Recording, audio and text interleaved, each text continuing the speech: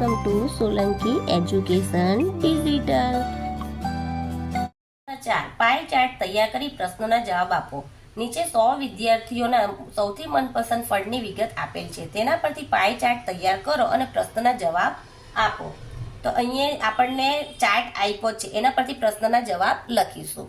ફળ સૌથી વધુ વિદ્યાર્થીઓને પસંદ છે, તો સૌથી વધારે પસંદ કયું છે? કેરી।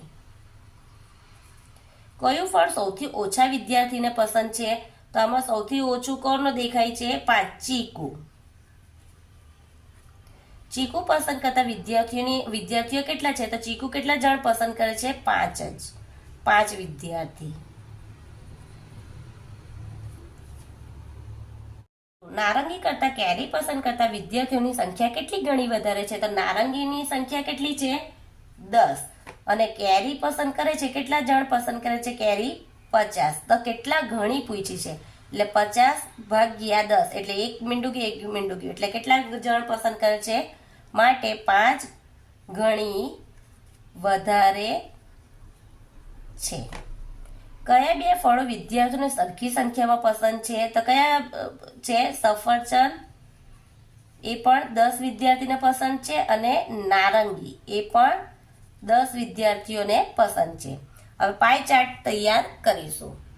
આપણે પાઈ ચાર્ટ બનાવીએ તો આપણે કેરી કેવી બધાને ગમે છે એટલે કેટલી આવશે? કેરી 50।